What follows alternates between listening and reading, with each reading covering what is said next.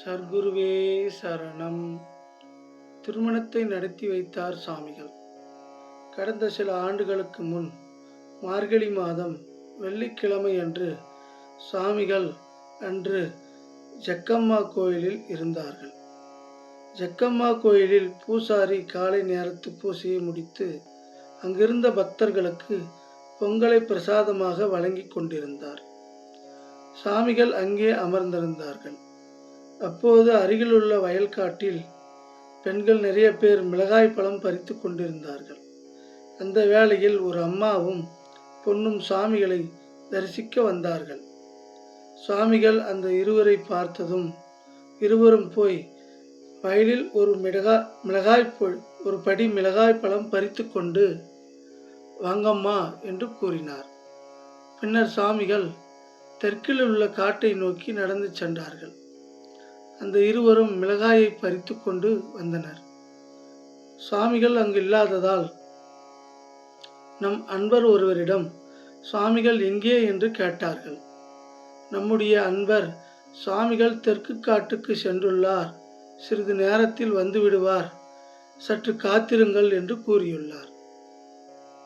பின்பு நம்முடைய அன்பர் அவர்களிடம் என்ன விஷயம் என்று வினவியுள்ளார்.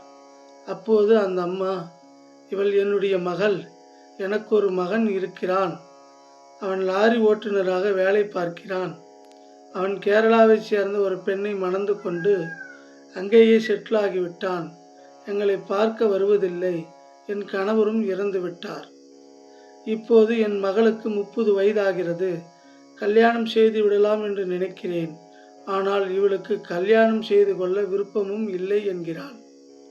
என்னுடைய மகனும் வந்து பார்ப்பதில்லை, உறவினர்களும் எங்களை கண்டுகொள்வதில்லை, என்னுடைய காலத்திற்கு பிறகு இவளின் நிலைமை என்னவாகும் என்பதே மிகவும் கவலையாக இருக்கிறது என்று அந்த அம்மா அழுது புலம்பினார்.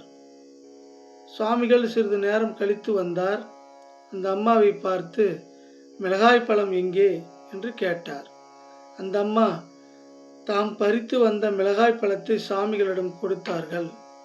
சாமிகள் அதனை வாங்கி தன் மூட்டைக்குள் கட்டி வைத்து கொண்டார். பின்பு அந்த பெண்ணை பார்த்து சுவாமிகள் சில வார்த்தைகள் பரிபாஷையில் பேசினார். என்ன மாரியம்மா, நினைப்பு பொழப்பு கெடுக்குதா? நாம நினைச்சு என்னாவது, கொடுத்தவன் இல்லை முடிவெடுக்கணும் என்றார். மேலும் வாழை மரத்துக்கிட்ட தானே வாழை குருத்து இருக்கும், வேப்ப மரத்துக்கிட்ட இருந்து என்ன செய்ய போகுது என்றார். மேலும் இனி பக்கத்தில் பொங்க வைக்கிற காலம் வேற வரப்போகுது, அதுக்குள்ள சட்டு புட்டுன்னு நாம் வேலையை பார்க்கணும் இல்லை சுவாமி என்று சொன்னார். பின்பு சாமிகள் மீண்டும் அந்த பெண்ணை பார்த்து, என்ன சாமி, பொங்க வைக்கலாமா என்றார். அந்த பெண், வைக்கிறேன் சாமி என்றார். சாமிகள் உடனே எதாயே இருந்தாலும் கருங்கல்ல வை என்றார். பின்பு கோயிலில் இருந்து ஒரு கயிறை எடுத்து வர சொன்ன சுவாமிகள் அதை அந்த பெண்ணிடம் கொடுத்து, இதை உன் வாசலில் கொண்டு போய் கட்டு, இந்த கட்டு அவுக்கிறதுக்கு ஆள் வந்து சேரும், போமா என்றார். பின்பு அவர்கள் வீடு சென்றவுடன் அந்த பெண்ணின் மனமும் எண்ணமும் மாறி தன் அம்மாவிடம் எனக்கு மாப்பிள்ளை பாருங்கள் என்று சொல்லியுள்ளாள். அப்போது அந்த அம்மையாருக்கு மிக்க மகிழ்ச்சி ஏற்பட்டுள்ளது. ஏற்கனவே அந்த பெண்ணின் அம்மா மாப்பிள்ளை பார்த்து வைத்திருந்தார். பின்னர் அதே மாப்பிள்ளையை பேசி முடித்தார். தை மாதம் பிறந்து பொங்கல் பண்டிகை முடிந்தவுடன் அந்த பெண்ணுக்கு திருமணம் நல்லபடியாக நடந்து முடிந்தது.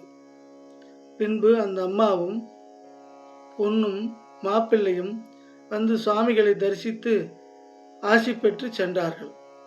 ஆக நம் சுவாமிகள் தன் பார்வையால், பேச்சால், சிருஷ்டியால் எண்ணற்ற சித்தாடல்களை நடத்தி காட்டியவர் ஆவார். நம் சுவாமிகளிடம் வந்துவிட்டால் போதும், வந்து செல்பவருக்கு நல்ல வழி பிறந்துவிடும். ஒழுக்க நெறியுடன் நேர்மையுடன் சுவாமிகளை வணங்கி தங்களின் ஊழ்வினியான கர்மாவை போக்கி அவரின் அருளை பெற்றவர்கள் ஏராளமோ ஏராளம்.